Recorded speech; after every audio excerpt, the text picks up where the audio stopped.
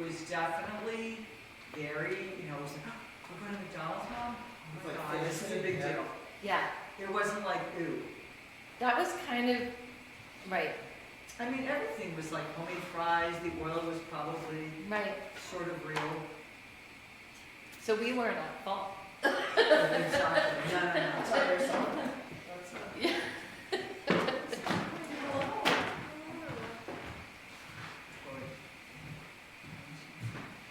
I'm just gonna step out and Just make do sure that first. live streaming is good.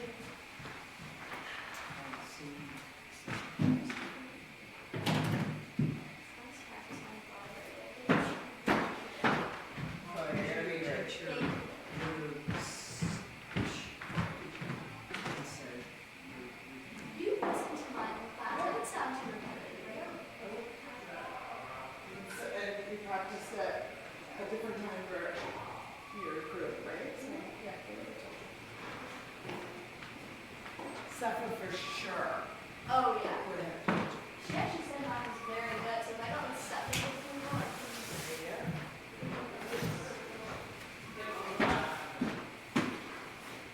Ms. Klumpp, when will the presentation grades be in?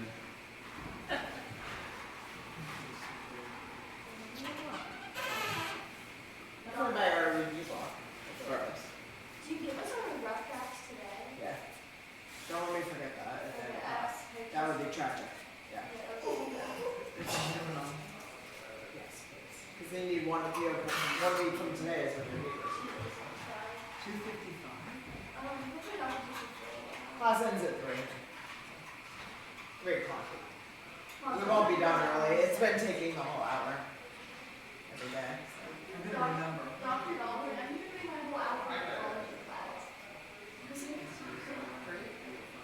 Good. We need more. I brought my class to the G block. I heard. Is the Gary. Oh yeah. It went. Yeah. What could have been? You ready? Richard, I'm Let's do it. Choose your second, right? Do you want to use your computer or mine? I have yours open on mine, so it's up to I you. mean, if it's already open on yours, then. Great. I'm 10 minutes freezing. each. Wait, who's? You're sick. Yeah, like 76. I woke up sick too today. And I thought I wasn't going to be able to sleep. Well, yeah, it's going around. Everybody's Mr. sick. Tanglers. Yeah, I'm kind of starting to. I've been sick since last Thursday, but you know what? I'm I'm not a like- wit, so Mr. Tanger took a day off. No, he's good. I guess I'm. What do you He's not have? streaming Because you right don't look. Oh, I just woke up at like 4 a.m. I was like, throw it. Oh my gosh, that's so. It And started with me with a sore throat. What? See, I'm just like sniffling and stuff. I think I already like had it. It started with a sore throat and then it became like cough.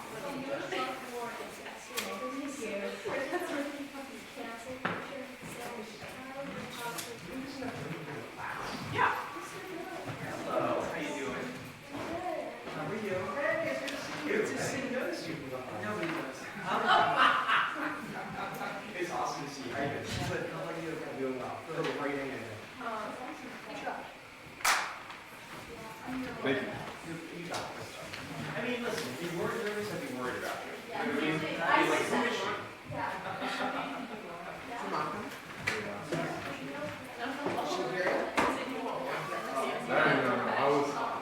So that's the funny story. I was texting my mom about it, but then I was doing it right outside my door, and Mr. Hill was. But you wanted to, right? Oh my God. Did she give you But he gave me my phone. I figured it was like, oh, I'll give him my mom. Well, that's like really runs the gamut. Like that's.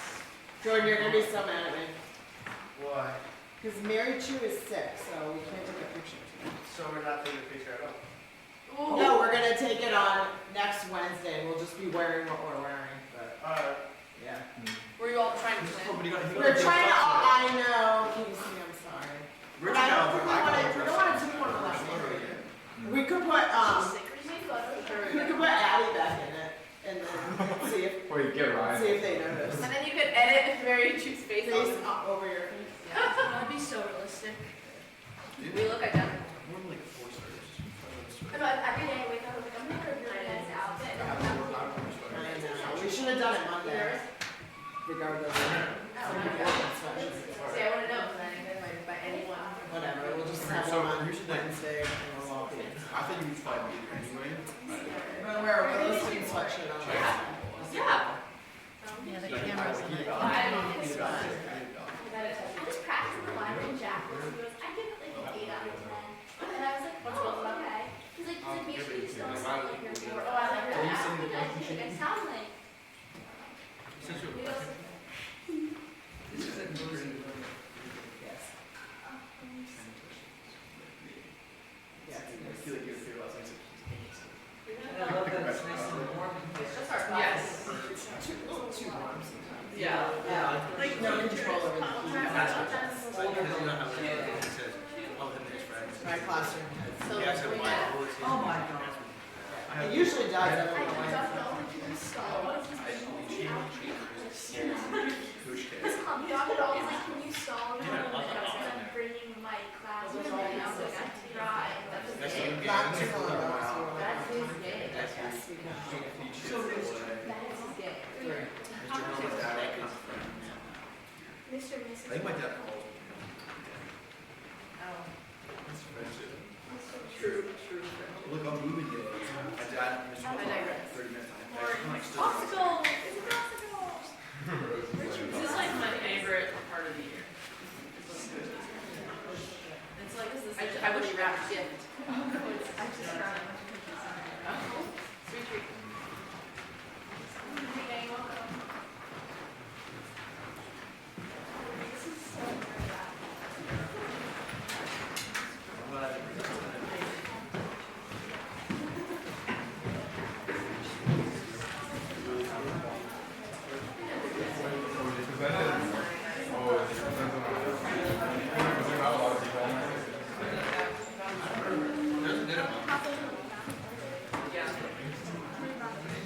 You guys, there's cookies and brownies for the guests.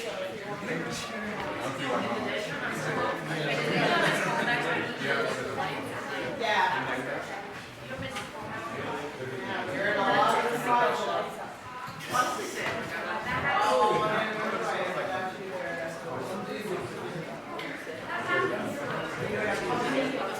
Oh my god, I just started out. That's crazy.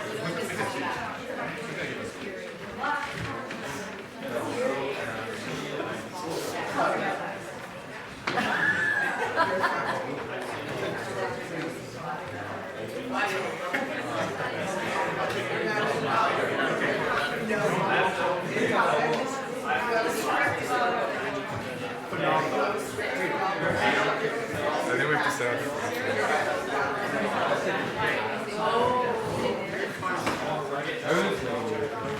Well, just in time, I barely.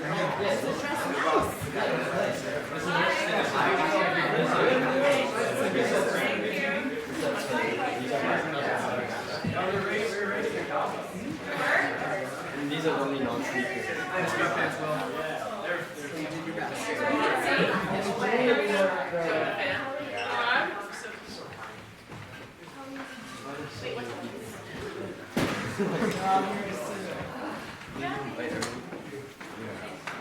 No, I invited like a whole other class.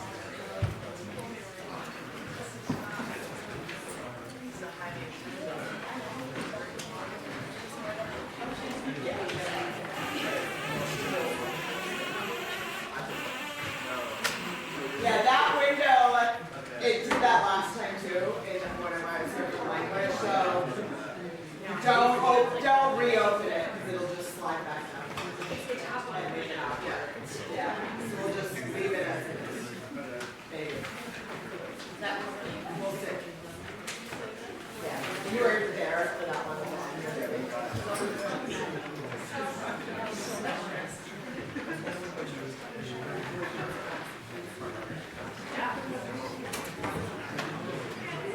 We got seats up front.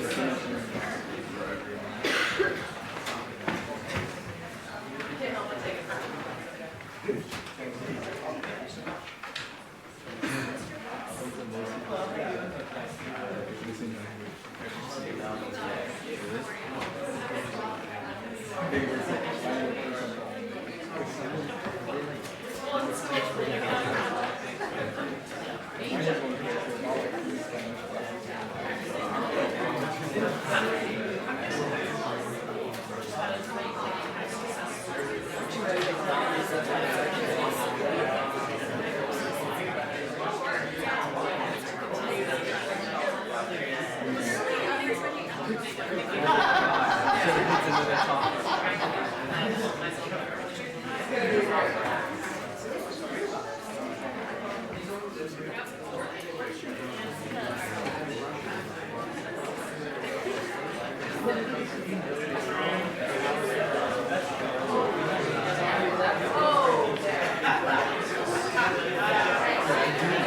so if people can sit down, we've got seats in the front, we're gonna get started.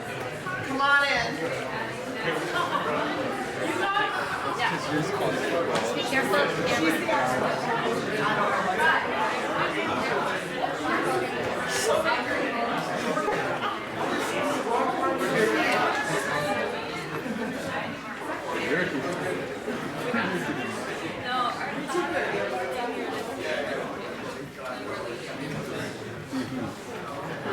Alright, you guys, we have some seats up here. More seats up here.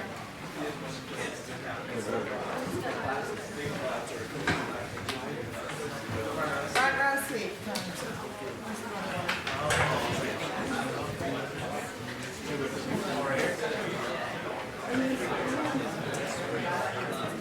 Alright.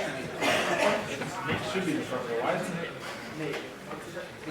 Alright, welcome everyone. Thank you for coming today. I don't know why so many people came today.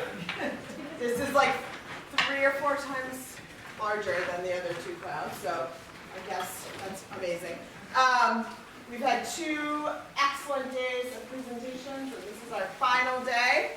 And to get us started is Chloe.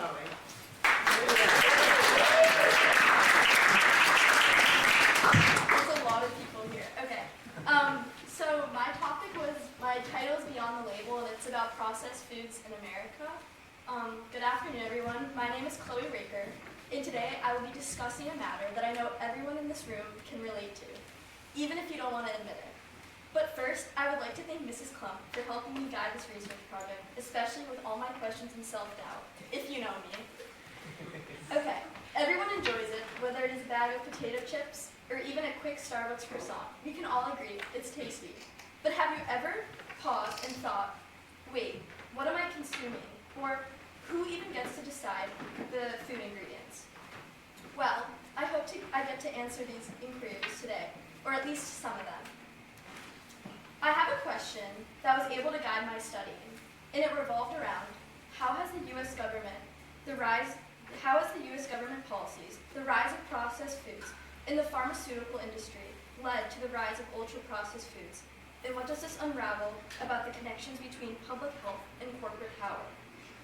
Since I have been young, I have always prioritized and enjoyed eating healthy and whole foods, along with learning about the health of individuals. I have also been curious about choice making with food too, and how the government has been manipulating our health. When I was a junior in high school, last year, I was also diagnosed with celiac disease, and that process has granted me so many learning opportunities in the health world. However, as I also have matured, I have realized that many foods marketed as healthy, such as gluten-free snacks or organic options, are in fact the most ultra-processed foods out there. Foods like gluten-free pizza crust or gluten-free Oreos are filled with other additives that are just as bad, if not worse. Well, after World War II, there was a clear shift in America's relationship with food processing. This was caused because when soldiers returned home, they came back to a new economy that praised convenience and speed and efficiency. After this, the government started promoting shelf-stable goods in mass production. We saw that this was not only to support families here, but also to help feed people overseas. Now, big food industries began using chemical ways of keeping food with additives, preservatives, and instead of relying on natural farming. The corporate food companies started to utilize cheap goods in their making, such as corn, soy, unhealthy oils, or as the almond moms like to say, seed oils, and in more recent years, bioengineered ingredients. Okay, now if you go to a grocery store and you pick up a candy bar, the chances of seeing on the label contains bioengineered ingredient is very likely. The war granted the government to think in ways of efficiency rather than health. And now, instead of making sure the citizens of the US are consuming products of healthy substances, the government decided that production was more important. They were able to use the post-war effect and keep going with it, where quick productivity of goods, no matter what was in them, was better than good quality goods. The issue is that when these new ideas with food rose, the citizens' health in parallel clearly declined as their intake of nutrition was lacking. And the frustrating aspect to all this is the government does not want to change their food production, yet just to give the country medication to combat the illness. Instead, they were able to make money when their population's health deteriorates and they must rely on medicine. Data has proven to us that chronic illness has soared tremendously since post-war, but with that, the increase of medication being prescribed has also grown. The issue of poor health is that food production has been declining with the ways it is made. But the aspect that is also contributing to this is that the government doesn't want to change it. And instead, they thrive off America's state of poor health as they gain from insurance and medicine, and their gain from that is quite nice. The partnership between pharmaceuticals and government industries have formed a cycle where corporate, profit, and public policy feed into each other. And sadly, the amount of funding that goes towards food and health research is less than 5%. And this clearly depicts that the prevention is just with medication, rather than solving the food issue itself. Okay, now that I've discussed this super uplifting matter, which was a mouthful, pun intended, I want to connect this back to something a bit more personal and what even made me get into this project in the first place. Well, another discovery in this research I made through this project was about the rise of celiac disease, which is the allergy to wheat products, rye, barley, etc. I was diagnosed with celiac disease myself, and what I realized is that the foods that cater to this allergy are actually the most processed ones out there. As I mentioned earlier, something that was confusing was that when you go to a Whole Foods, a Trader Joe's, or go grab a snack in the organic area, you are assuming that it is healthier because that's what it promotes. However, the scary thing is that these products contain awful ingredients. Picture this. You want to get pasta for dinner, but you're going to buy the gluten-free pasta, either because you're gluten-free, or you have celiac disease, or you're trying to be skinny. And suddenly, you read these ingredients and you see this crazy list, like cornstarch, xanthium gum, tapioca flour, gear gum. Like, I'm not even pronouncing that right, and it sounds pretty foreign. And then this is when it hit me. We are doomed. Okay, we're not. But, okay. Well, what I mean by that is we all thought the foods that we were consuming, the ones that we thought were healthy to eat, besides obviously meats, fruits, vegetables, and crops, etc., they're actually bad for us. The marketing and the labels made them appear healthy, but beneath those labels, they're the same problem, just with a different name. Okay, so you guys might be wondering why this is important. Well, I think it is, but I could be biased. But let's hope after this presentation you are not the girl in this picture and you actually know what to buy now. But this issue is not only bad right now, but each day it is getting worse and worse. Before my long studies commenced, I thought processed foods were just about their mouth-watering taste and easiness. But it actually has many more layers. It ultimately has to do with the money factor.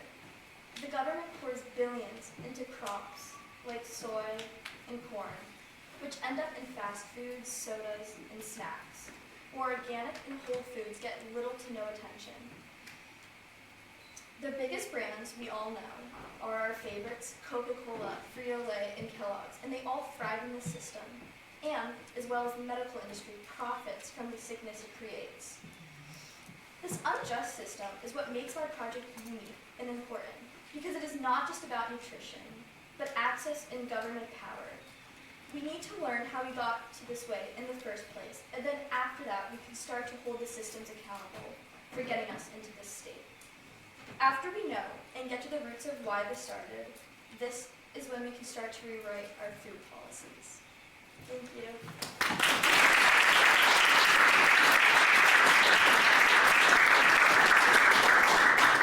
Does anybody have any questions?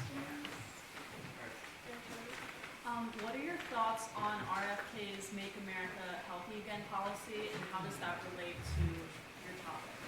Well, I talked briefly about this in my paper itself, but I think that RFK Jr., he's intending to make our country healthier again, but I think his approach is what's getting messing it up because of his politics and that. But I think that ultimately his ideas are going towards a better country health-wise.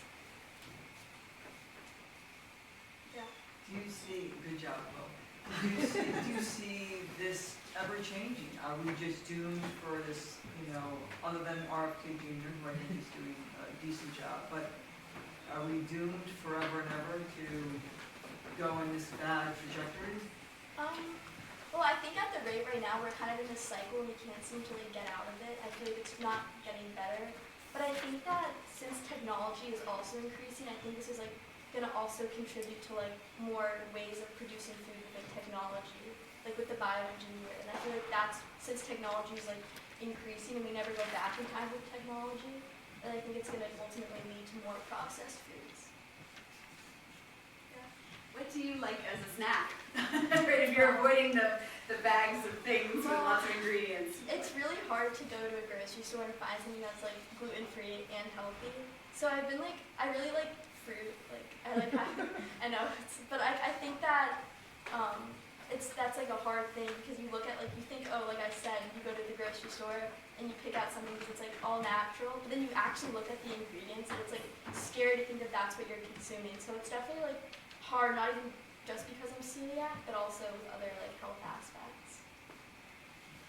Yes, Ms. Vita. You spoke about the connection between the increase of processed foods and the increase in chronic illness, sickness, and disease, and I think that's a really interesting connection because, as you explained, it then ultimately becomes a moneymaker in some way, so we're de-incentivized from changing it, as you said, but could you speak more specifically to I don't know if you happen to research this, but the kind of disease and stuff like that is produced, just so we could have a more firm grasp on that? Yeah, so I actually have a lot on this, and it's diabetes, thyroid stuff, and it's really interesting to see the parallels between them because it's almost like a math equation. It's you're adding one thing and then the other thing's also increasing, and it's been this only after really since post-war.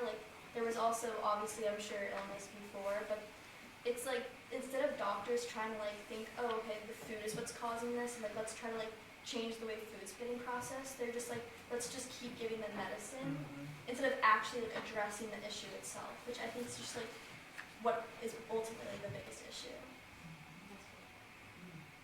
Yeah. What's the most interesting thing you found in your research? I think there was a lot of aspects that were interesting, but I feel definitely just how the government plays such a big role in this, and it's not even just a medical thing, but it's just the government's power, with them making a profit out of all of this.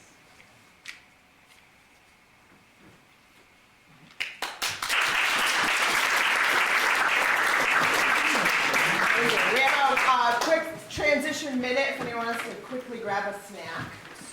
The processed food snack.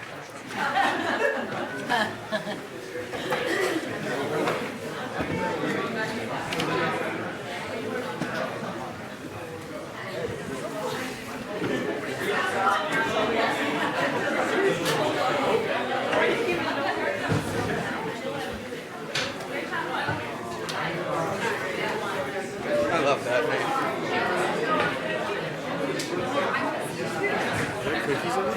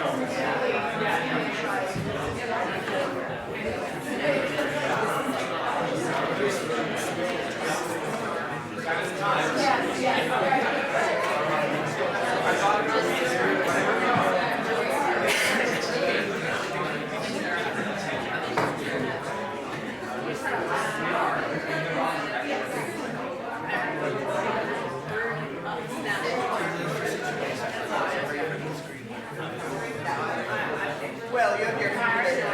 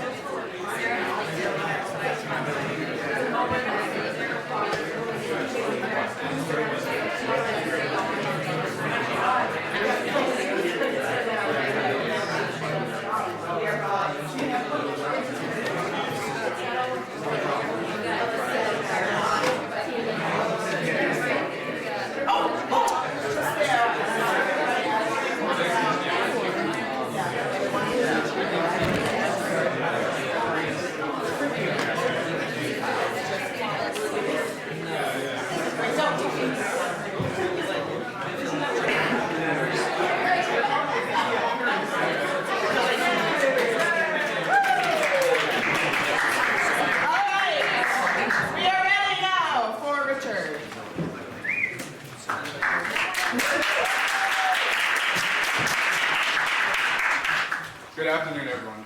For those who don't know me, my name is Richard, and today I'll be presenting my Williston Scholars Projects on the economics of college football. I've followed college football for a very long time now, but once I started paying attention to coaches' salaries and buyouts, the numbers have genuinely shocked me.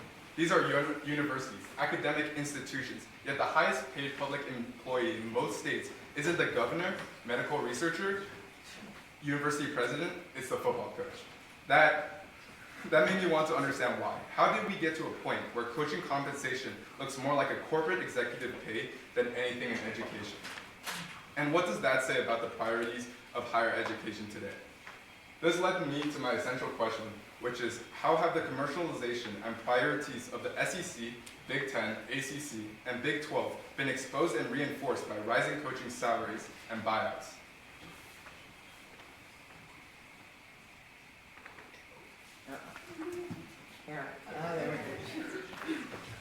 The first thing we have to understand is that college football is no longer just campus spirit or student athletes representing their school.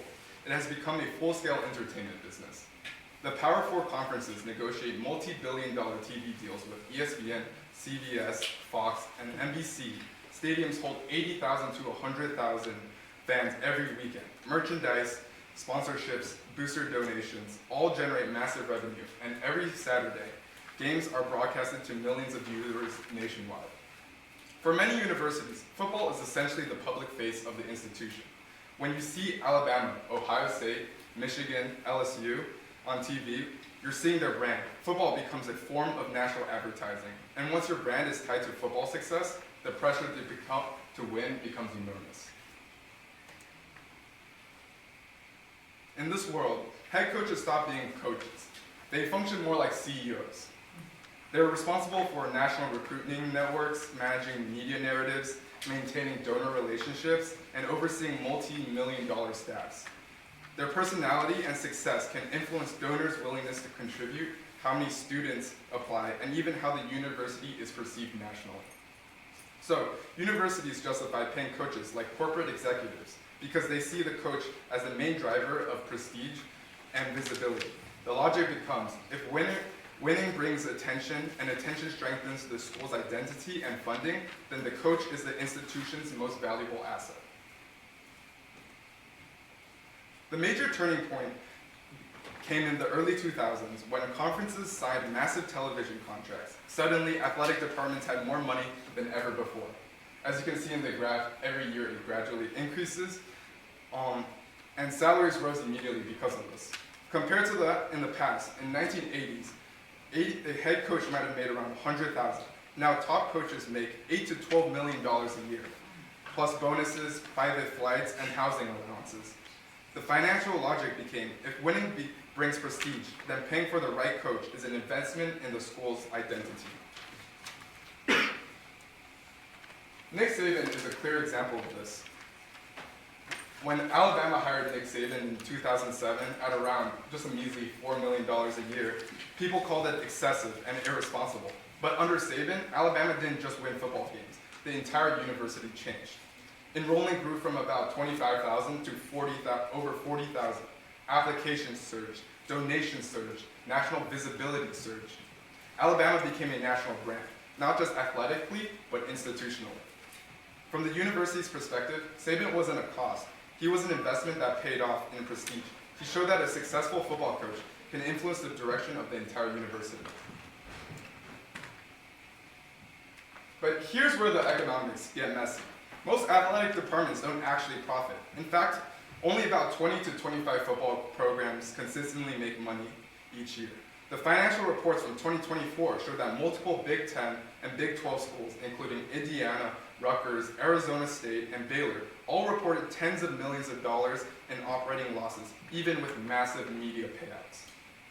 The money that comes in gets spent again immediately. Football isn't being run to generate profit, it's being run to avoid falling behind.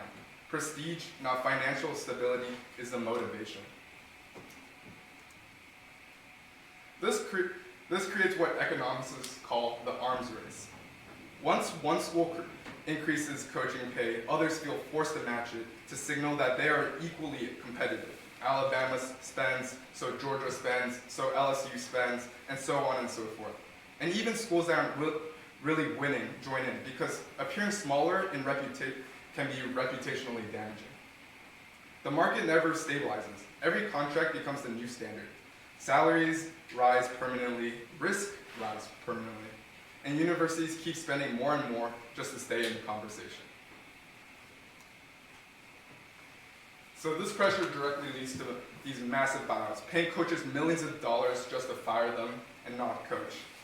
Texas A&M owes Jimbo Fisher $76 million over the next 8 years just to not coach. When Penn State fired James Franklin this year, they owe him over $50 million just to not be part of the program. Auburn paid Gus Malzahn $21 million and then immediately paid again to hire his replacement in Hugh Freeze, whom they fired this month for another $15.7 million. Coaches and agents now have enormous leverage. If a school doesn't offer guaranteed protection, another school will. So buyouts have become a standard cost of staying competitive. We saw the system react in real time. When Nick Saban retired on January 10, 2024, Alabama hired Kalen DeBoer from Washington for around $10 million a year, which caused Washington responded by hiring Jed Fish from Arizona, whose salary also increased. Arizona scrambled for a replacement, and across the country, coaches who weren't even changing jobs got extensions because schools were afraid of being the next program caught unprepared. One retirement, just one, inflated the entire coaching market further. It showed that coaching salaries aren't set by financial logic. They're driven by fear, reputation, and identity. So who really benefits from this? Coaches benefit, their salaries are guaranteed and constantly rising. Agents benefit because they control the negotiation landscape. Universities benefit in reputation, but not necessarily in money. And players, the people who actually compete, only recently gained the ability to earn anything through NIL in 2021. The system protects prestige, not really fairness. Universities publicly say their mission is education, but the financial decisions show that athletics can overshadow academics. Football becomes the national brand of the institution. Winning becomes the identity. And that raises the real question. Are universities still educational institutions, or are they entertainment companies that happen to grant degrees? This is actually a photo of LSU's library versus their football locker room. Oh no, what happened? Oh no. Oh, it's back. Can we see that picture again now that you told us about that?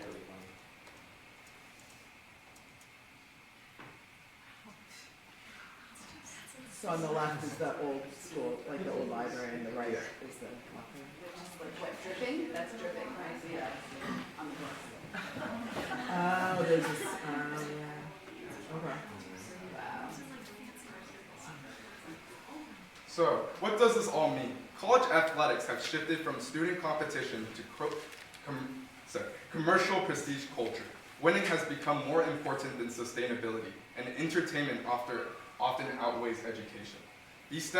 There are steps being taken: NIL, revenue sharing discussions, and some presidents pushing for spending transparency. But for this system to be sustainable, universities will need to limit buyouts, tie coaching compensation to long-term program stability, and reinvest athletic revenue back into academics in a meaningful way. The real question moving forward is not whether the system can continue, it's what colleges are willing to prioritize: athletic prestige or their educational mission. Thank you.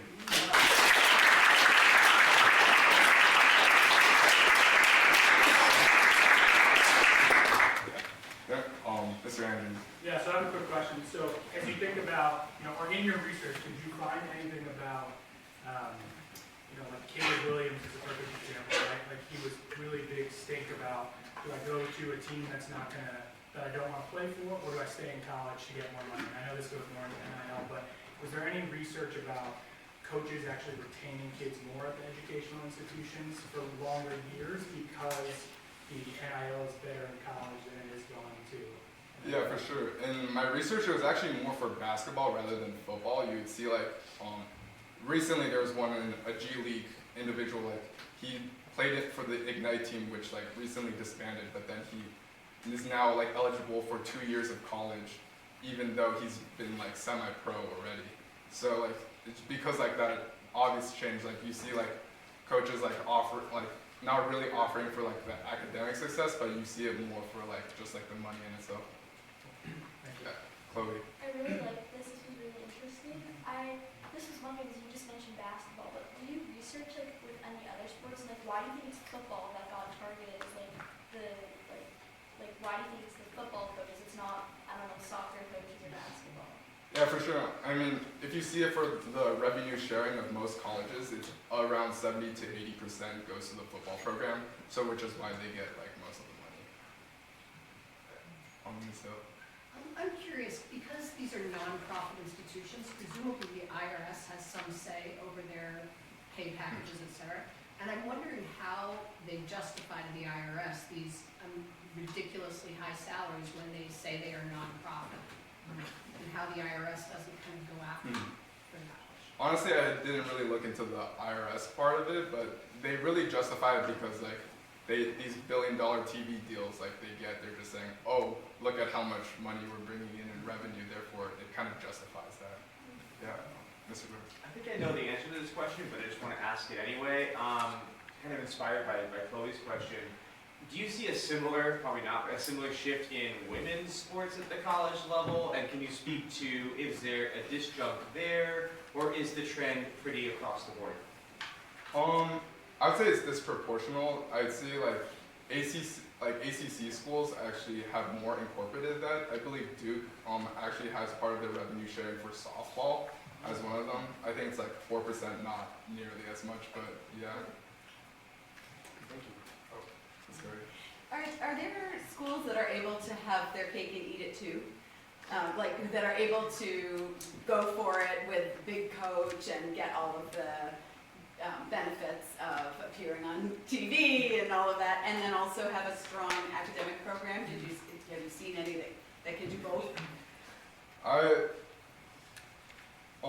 I feel it brings, mostly because you see that with Duke, because they're very strong through across everything, so. Yeah. So yeah, they would be an example of that. Yeah, but I would consider them an outlier because most schools really don't have a good balance. They focused, they just they chose and jumped in to the sports. Yeah. That's pretty true. I wonder if you looked at any states where there's sort of two major in-state institutions, and if you could compare the football records of those two schools against things such as enrollment or endowment growth. So I think it's a fascinating question. Raising the prestige of the institution due to football success might be a driver for economic growth for the school. you're looking at, say, Michigan, Michigan State, Oklahoma, Oklahoma State, just see if there is some correlation between football and economics there. Yeah, I mean, I definitely, when you asked that question, it was definitely, the first thing that came to mind was Michigan and Michigan State. And obviously, like, I would consider, like, from what I've seen in, like, the articles that I've, like, read, that Michigan is, like, considered more, like, prestigious, and, like, you kind of see that reflected throughout their football success in, like, winning the national championships 2 years in a row. Yes, Eppa. Oh, I would just be curious on what you found on how students are being impacted very locally, because while like rising in national ranking and prestige and having more enrollment maybe benefits the university in some ways, maybe they have, I don't know, more money to conduct research, but like those things aren't necessarily beneficial to the student experience. So what did you find about that? Honestly, not much, but there was one point where it's like the student more becomes a number due to like this like growth in economics and like the student population increasing. They're sure the research aspect of it increases, but not like the student more becomes just a number, and like you don't get like the individual attention is what like a lot of things that I've read that argued, but not anything else. Really. Yeah, Jordan. Other than coaches, players are also receiving a lot of money. So have you looked into like how that affected scholarship and like has it raised or lower? Yeah, that although I focused on coaches, I did look into that. It was originally, I think it was 85 scholarship spots offered each year for like these for Power 4 conferences, which back then used to be Power 5, but then they increased it to 105. But then the problem was like they're debating whether like walk-on spots too on the program was like what like it was at cost for.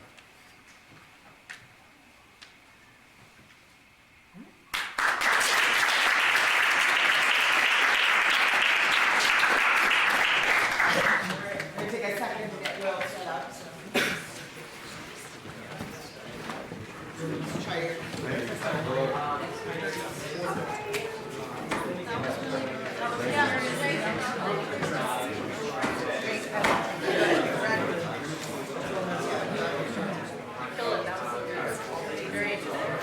You should have been part of it.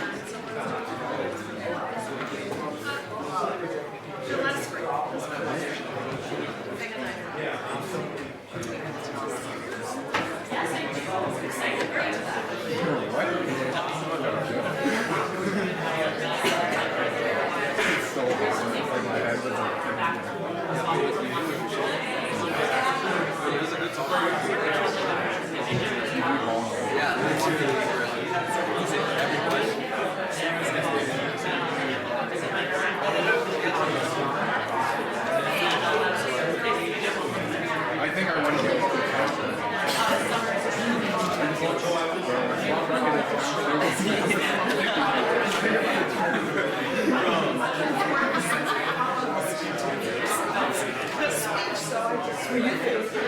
So that's what I did. Your dad couldn't find a lot of food. And so I was like, all right, we're ready for our final presentation today, Will.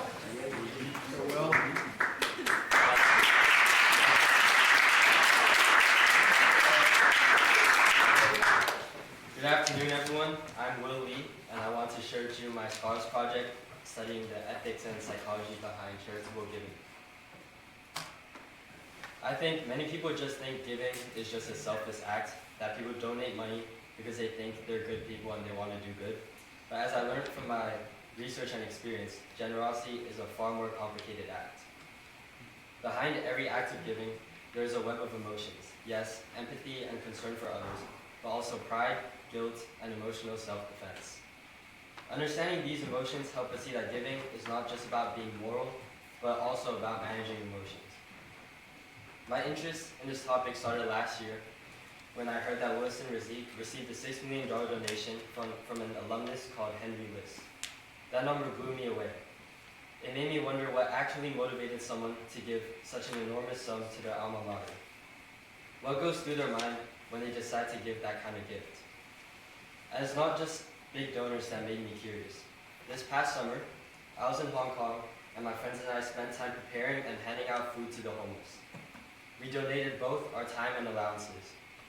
It was meaningful, but I found myself asking these questions. Why did we do it? Did my friends join because they truly cared about the homeless? Or was it because they wanted something to put on their college applications? Or was it just a way to hang out and do something different and fun? Or could it even be for some a kind of atonement to make up for something they felt guilty about? These personal questions push me to think about the bigger picture, which brings me to my essential question. Why do people choose or avoid giving their time and money to charity, and how do emotional, ethical, and economic motivations shape those decisions? One of the most important things I found in my research is that giving functions as kind of an emotional management or regulation. Economist James Ironi introduced the concept called warm glow giving. His idea is that people give partly to help others, but also partly to feel good. Giving gives donors a warm glow feeling. The emotional satisfaction becomes a reward. Economists Heidi Klumpp and Philip Grossman demonstrated the importance of warm glow giving in an experiment. They asked participants to decide how much to donate to charity that they liked, and then told them no matter how much they gave, the charity would still receive the same amount of money. Logically, there would be no reason to give any money. The charity wouldn't benefit from any of the giving, yet more than half of the people still gave. Why? Because it made them feel better about themselves. The act gave them a warm glow. Generosity can also be driven from negative emotions. Researchers Uri Gneezy, Alex Amas, and Christophe Maras proposed a concept called conscience accounting.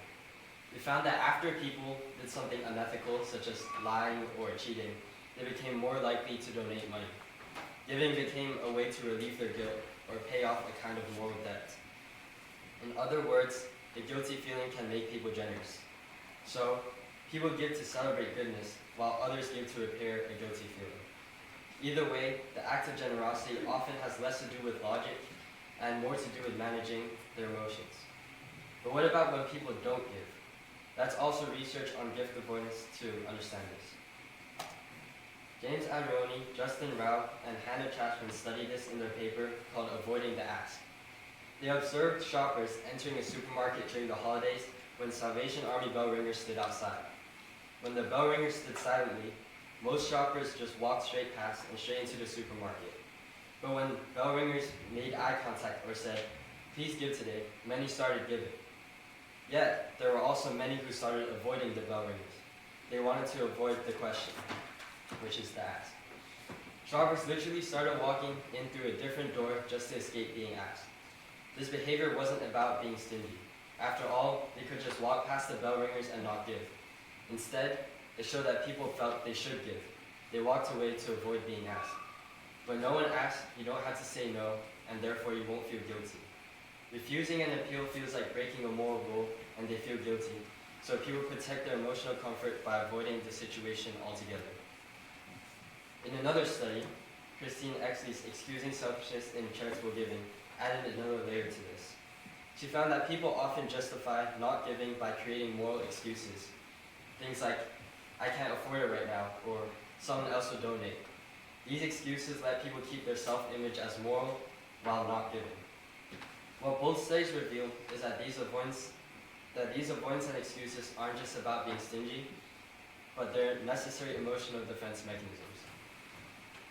These avoidance strategies reduce guilt in the short term, but contribute to collective inaction.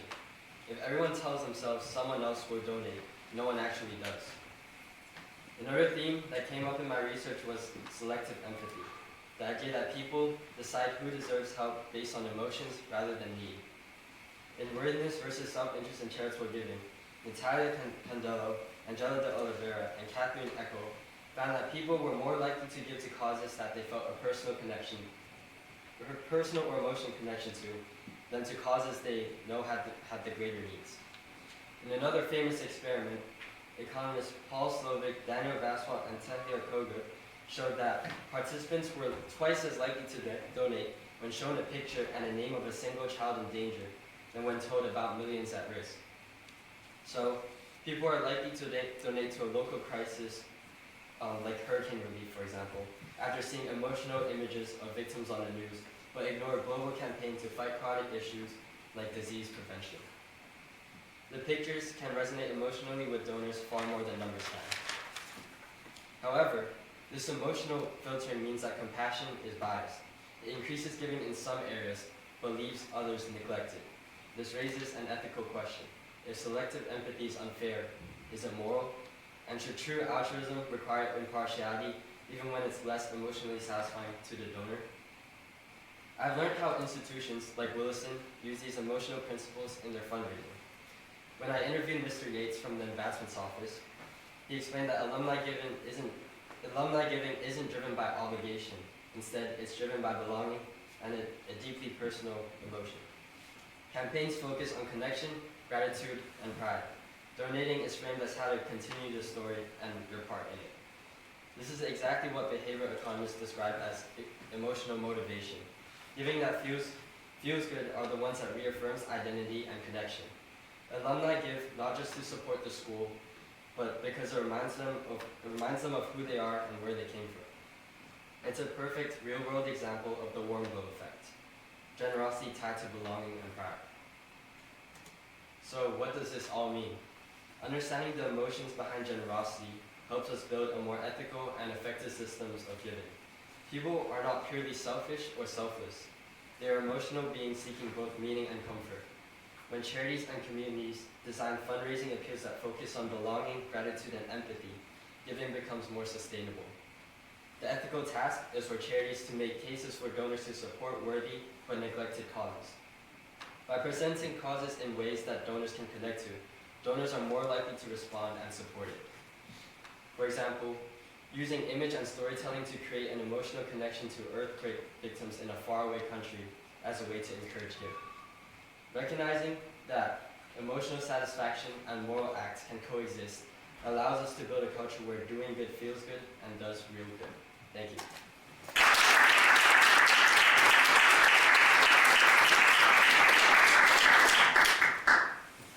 So, questions? Casey?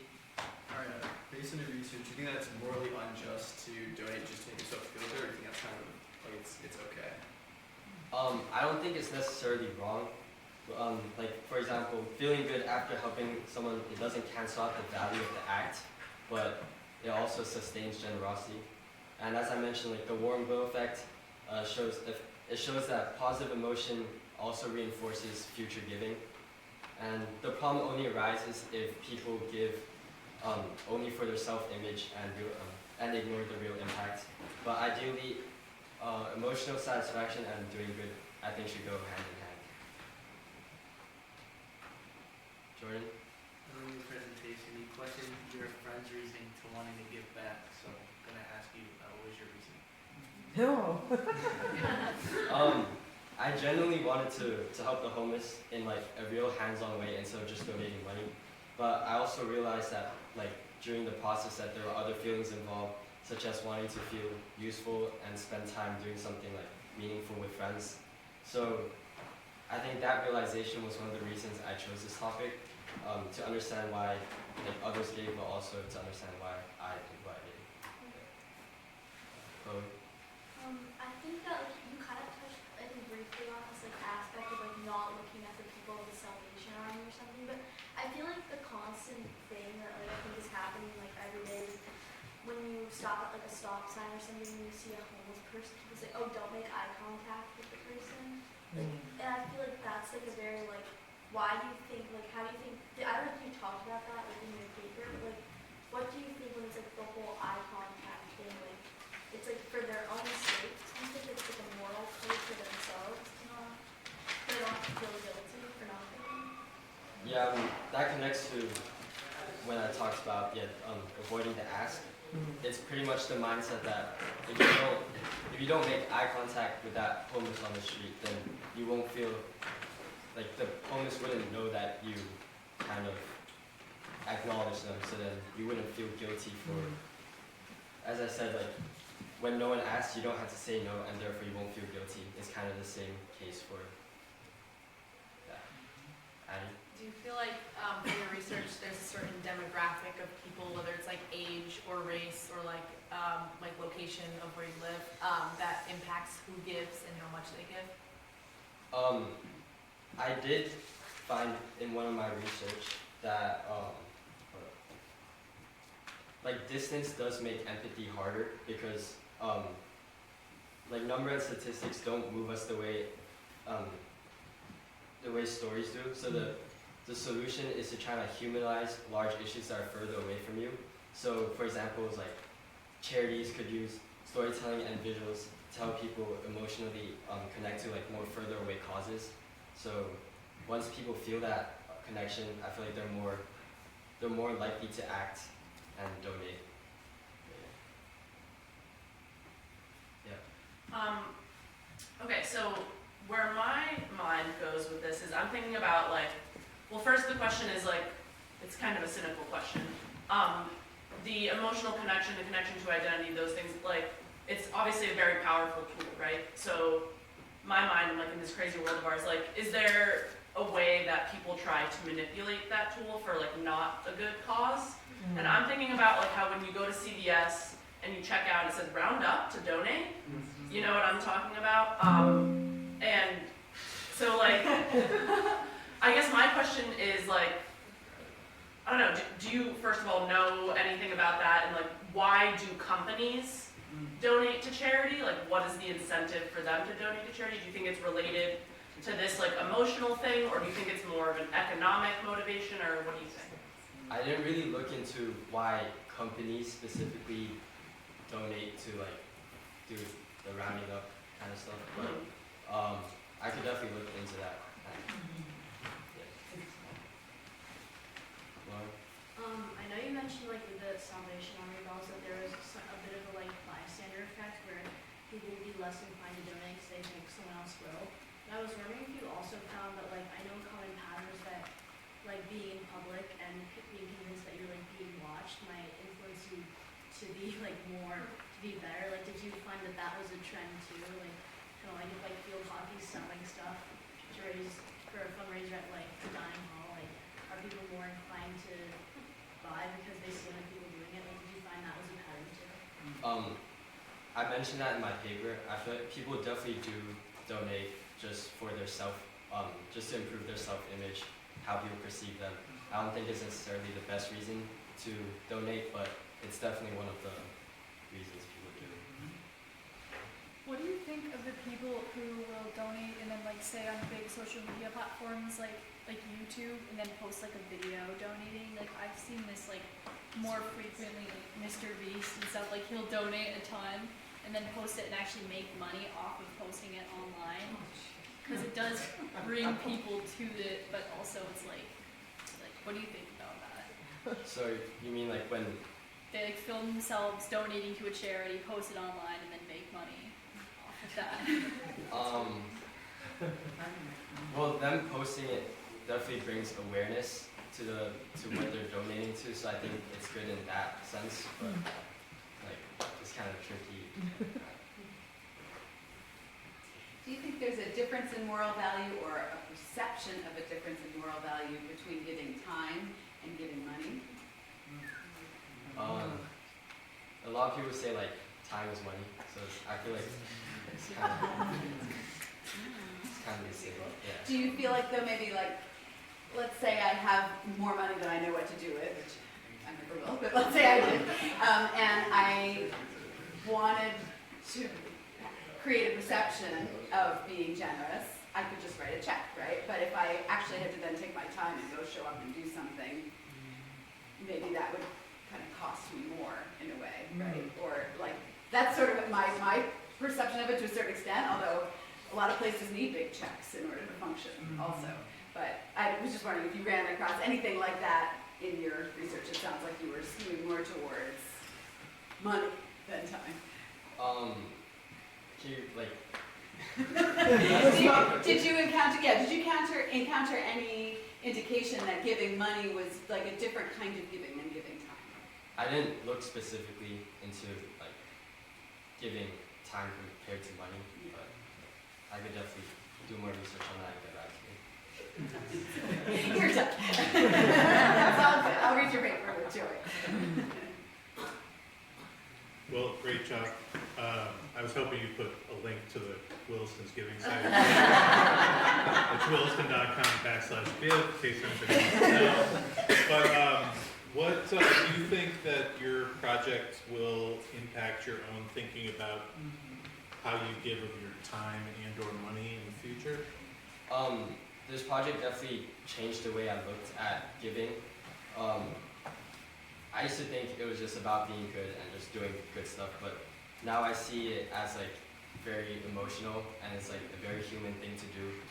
And I feel like that's what makes it interesting about it. So I'm now more aware of like, I'm more in tune with my emotions when I give now, and I'm more aware of the, how should I say it?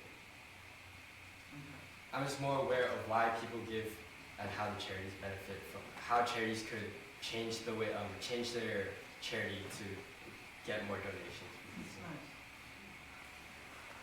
Just to build on that, this isn't a question, I know it's probably inappropriate to make a statement, but just to build on that, from what I'm seeing, what's cool about your project is that you're looking at all these different answers to the same question, and they're all answering it from different angles, but you found a common thread, which is the way that it interfaces with our emotions, and I think that's really interesting.